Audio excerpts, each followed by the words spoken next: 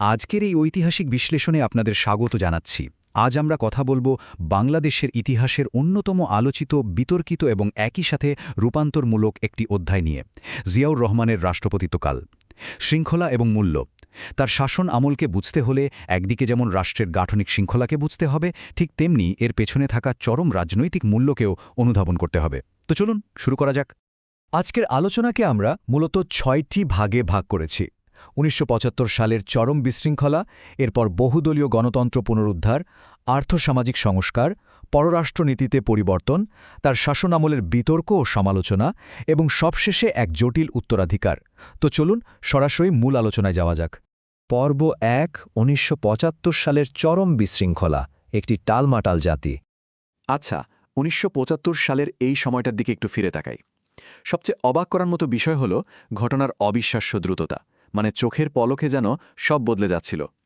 ১৫ই আগস্ট শেখ মুজিবুর রহমানের মর্মান্তিক হত্যাকাণ্ডের পর রাজনীতিতে একটা বিশাল শূন্যতা তৈরি হয়। এরপর ৩ নভেম্বর মেজর জেনারেল খালেদ মোশাররফের নেতৃত্বে আরেকটি সামরিক অভ্যুত্থান ঘটে, আর তৎকালীন সেনাপ্রধান জিয়াউর রহমান গৃহবন্দী হন। কিন্তু দেখুন, দৃশ্যপট আবারও পাল্টে গেল। ঠিক ৪ দিন পর ৭ই নভেম্বরের সিপাহী জনতার বিপ্লবের মধ্য দিয়ে জিয়াউর রহমান বন্দিদশা থেকে মুক্ত হন এবং একেবারে ক্ষমতার কেন্দ্রবিন্দুতে চলে আসেন। আর সেদিনের পরিস্থিতিটা ঠিক কেমন ছিল তা বুঝতে এই স্লোগানটার দিকে একটু খেয়াল করুন।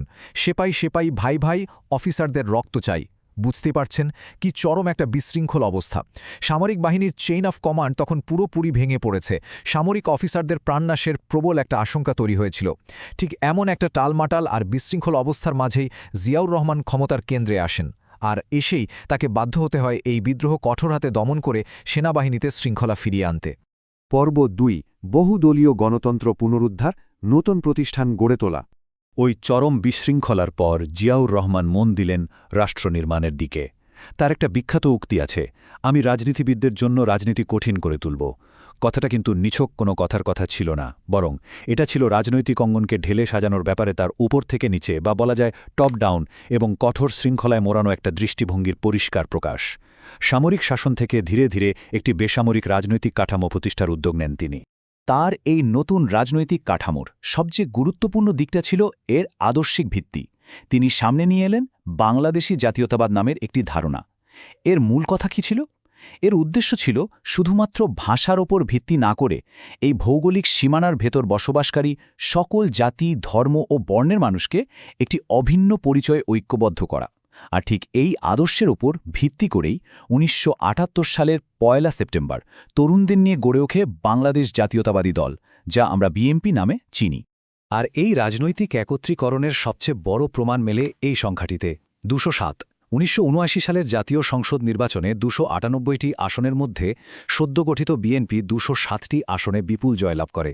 ভাবা যায়, এর মাধ্যমেই রাজনীতিতে তার অবস্থান পুরোপুরি সুসংহত হয় এবং সামরিক ইউনিফর্মের বাইরে একটা শক্ত বেসামরিক রাজনৈতিক ভিত্তি তৈরি হয়। পর্ব ৩, আর্থসামাজিক সংস্কার, ১৯ দফা কর্মসূচি। শুধু তো রাজনীতি নয়, দেশের অর্থনীতিকে চাঙ্গা করতে তিনি হাত দিলেন আর্থসামাজিক সংস্কারে। ঐতিহাসিক ১৯ দফা কর্মসূচির কথা তো আমরা অনেকেই জানি, তাই না? এর ব্যাপ্তিটা ছিল রীতিমতো বিশাল। কৃষি উৎপাদন বাড়াতে তিনি জনগণকে স্বেচ্ছাশ্রমে উদ্বুদ্ধ করে প্রায় ১,৪০০টি খাল খনন ও পুনঃখনন করান। গণশিক্ষা কার্যক্রমের মাধ্যমে খুব দ্রুত প্রায় ৪০ লক্ষ মানুষকে অক্ষর জ্ঞানের আওতায় আনা হয়। গ্রামের নিরাপত্তা আর উন্নয়নের জন্য গঠন করা হল গ্রাম প্রতিরক্ষা বাহিনী বা ভিডিপি। পাশাপাশি স্থানীয় প্রশাসনকে শক্তিশালী করতে চালু হল গ্রাম সরকার ব্যবস্থা। আর হ্যাঁ, অর্থনীতিকে গতিশীল করতে বেসরকারি খাতে বিনিয়োগের পথও তিনি ব্যাপকভাবে উন্মুক্ত করে দিয়েছিলেন।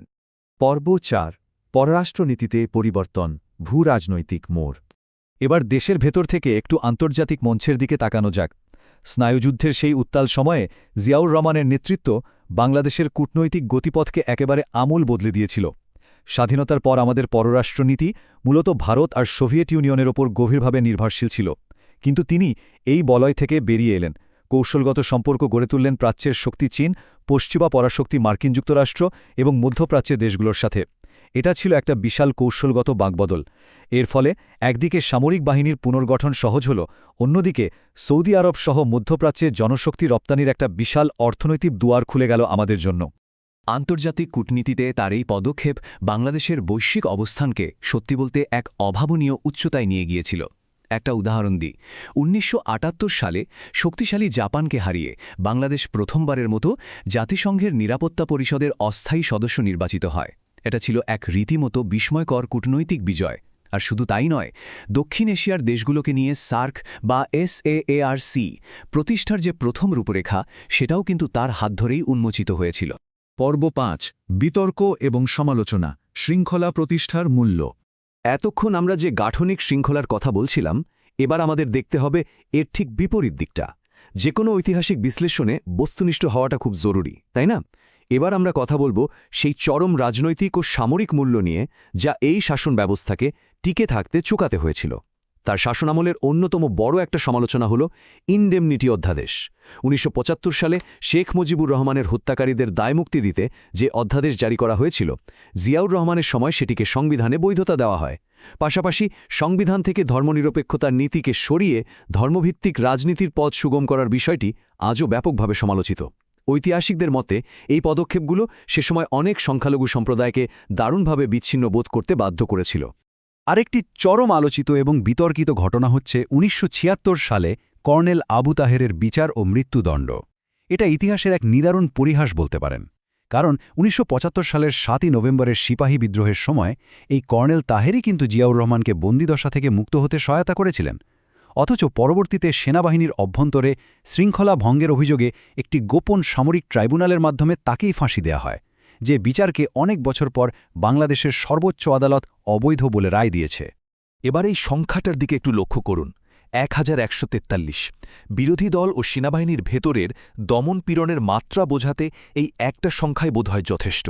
১৯৭৭ সালের অক্টোবরে আরেকটি ব্যর্থ সামরিক অভ্যুত্থানের পর মাত্র কয়েক মাসের ব্যবধানে বিভিন্ন কারাগারে ১১৪৩ জন সামরিক ও বিমান বাহিনীর সদস্যকে ফাঁসি দেওয়া হয়।